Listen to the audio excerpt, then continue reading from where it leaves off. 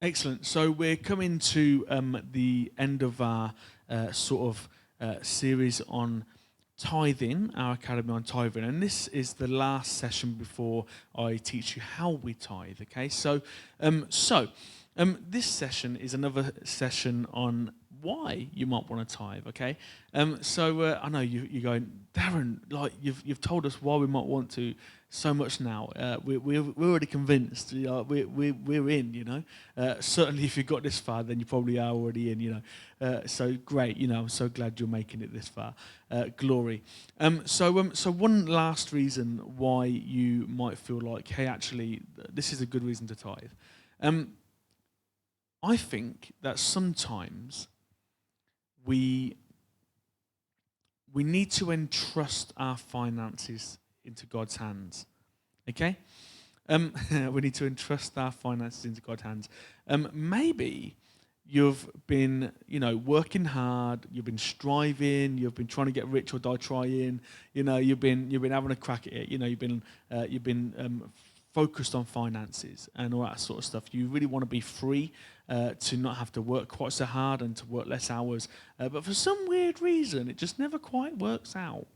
It just never quite works out. You always find yourself just working harder and harder and harder, and then getting more and more worried, thinking, am I doing what's right? And should I be working this? Should I be doing all this? All that sort of stuff. And the truth is that actually I've come to find that because I've invested my finances into God's kingdom, and because I've entrusted Him with my finances, I've come to find that actually it sort of works out. Maybe that's a bit too shallow. Maybe that's a bit too vague. It sort of just works out. Okay. When I first get my salary, the first thing that I do is I take 10% of my salary and I give it to God. Okay? And I entrust that to Him. And in doing so, I also actually entrust the other 90% to Him. Because when I'm entrusting 10% every month, what I'm really doing is I'm saying, God, like this is a big deal. It's quite hard to give you this 10%. So in doing so, what I'm saying is I really need to trust you with the other 90 as well. You know what I mean? So even though it's only a smidgen of the full amount, by doing so, we are entrusting our whole amount to Him. And then what happens is God sort of like says, well, I have the most trustworthy accountants on the planet, in the universe, in that's ever been created, like He's the most trustworthy person ever with our finances. So one of the things that He does, I do believe this, is He starts to help us to be a bit wiser with our finances. Since I started tithing, I give 10% to the Lord, and then I give the other 90% to Laura, because she's better with finances than me.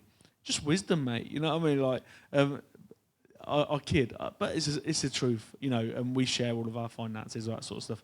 I'm not really all that bothered about money, to be honest with you, but I'll give all of that to Laura and let her deal with that. Maybe that's me being lazy. But what we've come to find is that when we get into the habit of budgeting, we budget this 10%, then what happens is we go, oh, okay, so that needs setting aside. Oh, what else do we need to set aside whilst we're here?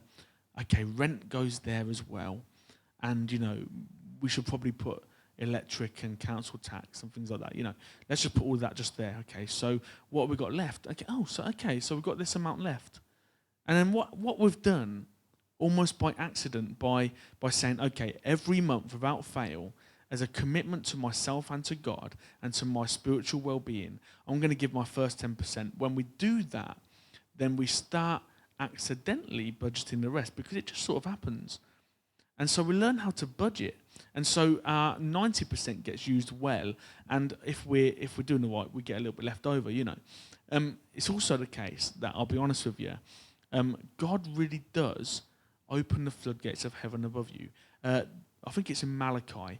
It says, and I'm saying this far on into the course, because at this point, if you're in, you're in, sort of thing. You know what I mean? So I'm not going to put anyone off by being a bit prosperity gospel-y. It's not prosperity gospel at all. It's just what the Bible says. Malachi says, bring your tithes into the storehouse, and I will open the floodgates of heaven above you. I will bless you, basically. Isn't that amazing? So I'm not saying, so hear me right, I'm not saying you should tithe so that God will bless you. God will bless you anyway. But there is a promise attached to tithing, which is that God will have your back. He will bless you or open the floodgates of heaven above you. And that might work its way out in lots of different ways. It could be that you become wiser. It could be that actually God just gives you loads of extra finances. Maybe one day instead of tithing 10%, you might want to tithe 90% because you've got so much money. That'd be lush, wouldn't it? Maybe he might give you a new job. Maybe, who knows? But the point here isn't that we're going to get a certain thing. The point is that God does make a promise, and that is bring your tithes to the storehouse, and I want to promise you something good will come of it. And what that good is may look different to everyone. But here's the point.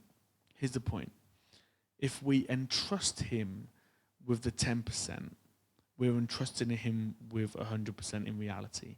Because when we give that sometimes quite a large amount of way to him, we're really saying, God, I really need you to help me out with that other 90. And so we're entrusting all of our finances to him. And when we do that, when we put our life into God's hands, his promise is that, hey, I'll look after you. That's what I do. That's what I'm here for. He's a good father. And a good father doesn't give a bread, it doesn't give a stone when you ask for bread, and all that sort of stuff. So if you're at the point where you're like, hey, actually, I'm pretty convinced it's time for me to start tithing. How much should I tithe? That's what we're going to talk about in the next session. We'll talk about how much you can tithe, and then also we'll talk about, how you get to actually do the act of giving. So whether it's an offering bucket or banking or whatever, we'll talk about that in the next session and how you can do that. I'll see you then. God bless you.